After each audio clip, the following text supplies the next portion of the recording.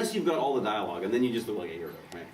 I was in a scene once in season 6, I think it was, when Corin Nemec was in. Oh yeah. He I took never over. worked with one. No, he took over for Michael Shanks in season 6.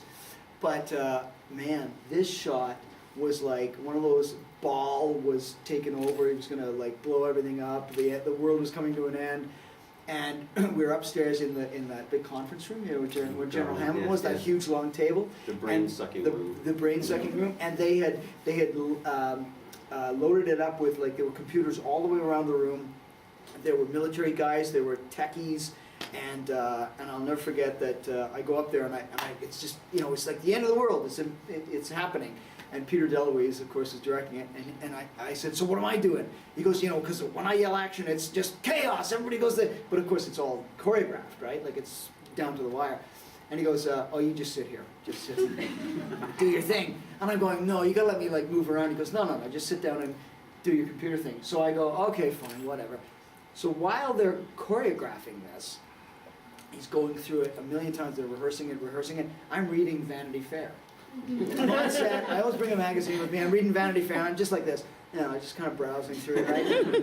and I can hear in the background, Peter going, okay, and action, and it all happens, and then okay, cut, okay, let's do it again. And you just kind of get used to that. Let's do it again. How many times have you heard that, right? Yeah. So I get lost in this magazine, and I hear at the corner of my ear, I just hear Peter go, okay, and cut. Okay, moving on. Moving on essentially is like, okay, we got the shot.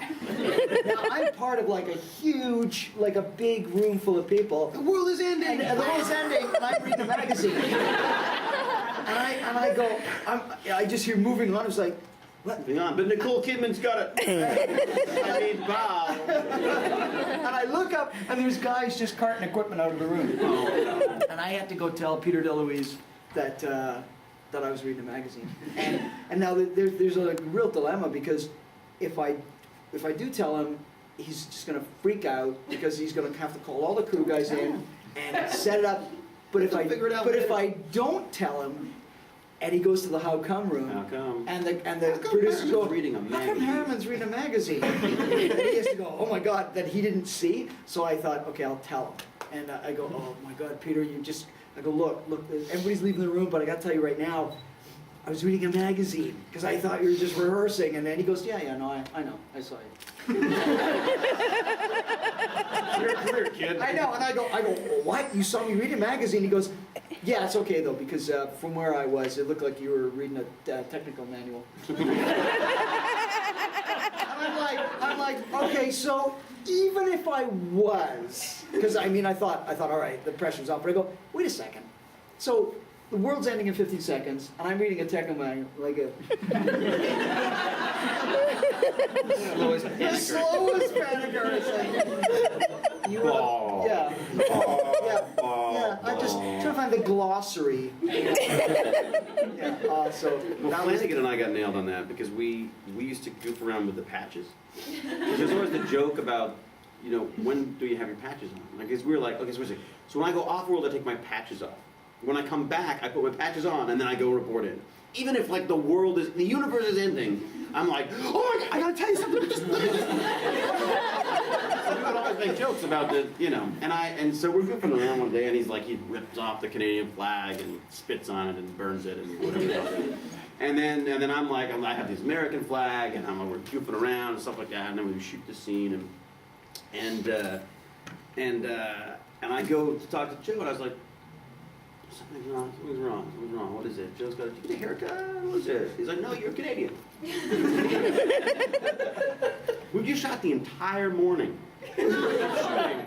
with Joe Flanagan with a Canadian flag. And I got the American one on. Now, the Canadian thing's kind of a big thing for the McKay character, So basically, Joe's like, don't say anything. I was like, I think we have to say something. He's like, nah, I was walking. I was like, what, you're walking so they can't see it? Yeah. So yeah, it'll blur. Like, Joe, it's not gonna blur. He's like, all right, fine. You know, So what'd you do? we told him. But we have this poor, you know, there's a number of people there whose job basically is to catch the actors' screw-ups. Yeah. You got continuity, who's checking your lines, checking and making sure everything looks right and all this kind of stuff. And they're amazing at their jobs. But the funny thing is that as good as you are at your job, sometimes the biggest things are the things you miss. Right. You know, like the truck parked behind you while you're doing the scene. Yeah, and with Vancouver, like you're shooting scenes in the forest and someone else suddenly blows up something for another film. Yeah. That's what I love. It's like you're like, wow, the planet's completely abandoned. And then you see this. And they're shooting, and they're shooting the day the Earth stood still, you know, like on the other hill. But basically, they had to digitally remove. Did they? Yeah, it cost them a fortune. And I got and Joe Belazzi came down. I shouldn't do this because when they were finished. So Belazzi comes down and he comes up to me and he goes, you with the that was funny. There's not. You know that's gonna somebody's not going home on Friday. He was so angry he couldn't get like the words out. And then Barry. Seriously pissed? Oh, he was furious, absolutely furious. He thought we did it on purpose. I was like, no, you're stupid. Oh, that's all right. But Barry the wardrobe. Yeah. Barry wardrobe. This very sweet, very queenie. Should we say? Yeah. You know, who's always like, you know. Yeah. Oh yeah. Yeah. You know, running up, making sure there's nothing on you. He missed it. He's like, again, he throws up to me. I don't know why me. I think because everyone's maybe scared of Joe, but straight up to me, and it's like, well, thank you, I'm fired.